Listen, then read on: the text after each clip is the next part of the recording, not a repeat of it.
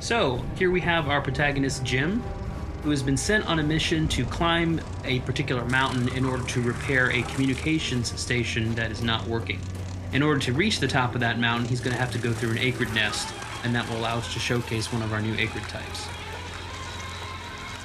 Now you can see it here bursting through the spawner. This is a fire wasp, which is one of our flying acrid types. And that means that it will not only buzz around you and try to attack you at close range, it also has a long-range attack. Jim is going into cover here in order to protect against some of those long-range attacks and defeat the fire wasps here. Now he's throwing a grenade at the spawner, and we'll follow that up with some gunfire here in order to take it out, and that will allow him to move into the next area. Now we have Jim entering the main portion of the fire wasp nest, and he's going to have to continue taking out the fire wasps. One of them has grabbed him here. This is another example of what we call the struggle mode, which is present with all of these smaller acrid types. And what we really wanted to do here was present something that was not a typical QTE. You will have to bash buttons a little bit, but afterwards, as you can see here, you're actually going to have to aim that reticle, and when it turns red, Jim will attack, and that will help you finish off the enemy. Now we've jumped a section here to the top of the mountain, and Jim is going to get to the bottom of why this satellite dish has stopped functioning. And we can see here in the distance that there's a mysterious figure that appeared to have been fiddling with the station. What the hell? And that is quite a mystery here for Jim. Now he's going to go here and repair, and while he does that, he's going to radio his boss and try to figure out what exactly was going on here. Cronus Actual, this is Peyton. Listen, I don't know how else to say this, but I think we might have a saboteur on the base. Saboteur? Jim, no offense. You're not supposed to go stir-crazy until you've been here at least a year. I'm serious, boss. Somebody was out here. All right, Jim, I believe you. First things first. Head into the relay station, raise the satellite dish, and call up the tram. So as we can see, there's something not quite right about the situation, but Jim's got to focus on his mission. He's now pulled the lever that is going to put this communication station back into operation, and we get a nice, cool reveal here of the main portion of the satellite dish.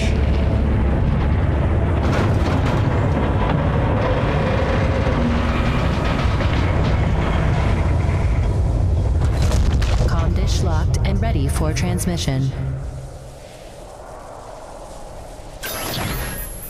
Now that he's restored functionality to the communication station, Jim is going to have to call up his utility rig that he's left at the bottom of the mountain using the built-in gondola system that he's repaired along the way. And this will call his rig up to him so that he'll be able to use it to make some final adjustments, make sure that the base is able to communicate with Earth.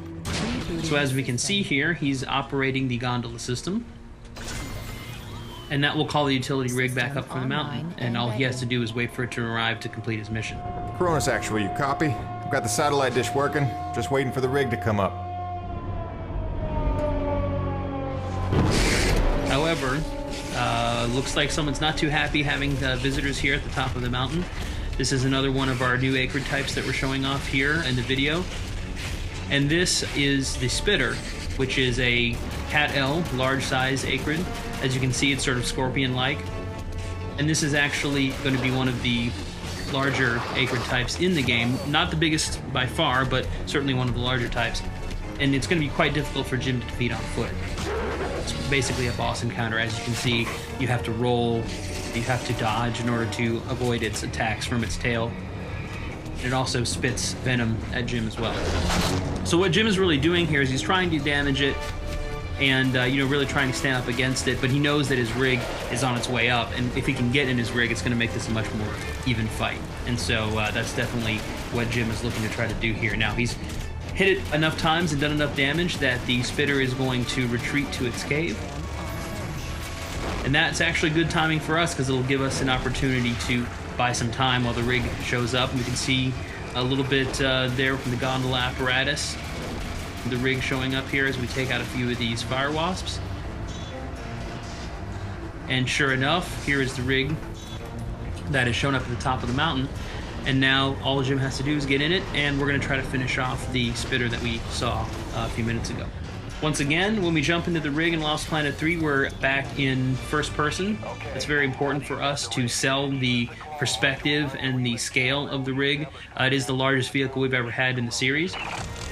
And here, Jim is going to use one of the upgrades that you get over the course of the game, which is called the winch.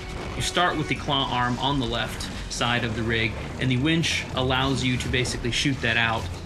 And it will kill smaller enemies with a single hit, as we can see with the fire wasps. And then you can also use it to latch on to larger enemies and draw them in. Now, we can see that the spitter has shown back up. Looks like it's rested a little bit and wants to get back in the fight. So now we're going to give it something its own size to take on. We can bash using the drill arm, which will help, and then grab on with the winch, as we mentioned earlier, and then we can pull in using the winch, and that will allow us to grab the tail, lift it up, and attack with the drill. Now, important thing to note here, it's hard to tell a little bit from the video, but when you're actually playing the game, all of these things are their own unique controls. So when you grab onto the tail, you've got to use the trigger to grab, you've got to use the stick to lift the tail up, you have to use the right trigger to drill, and you have to aim the drill. So it's not a situation where the game's doing everything for you. We really want you to feel as though you're personally in control of this large rig. Now we've taken the tail off, we've bashed it into submission a little bit, and we're going to try to come in here now to finish it off. So bash it, stun it a little bit, come in, grab with the left trigger, and then we're going to use the drill here in order to finish it off, which is quite a gory and satisfying way to kill the enemy. And there we go. Before we finish out the video here, just going to play one of our cool cinematics here that's going to show a little bit more of the background of some of the characters and also give some hints at some of the mysteries that Jim and the others are facing here on EDN 3.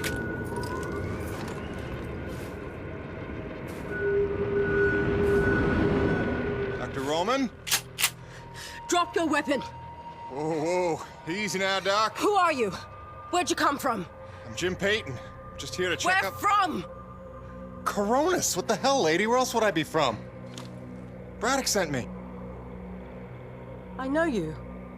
Right. They came down with that creepy fella you don't like, with the big head. Just hitching a ride, I swear. Barely know the guy. You may be done aiming things at me now?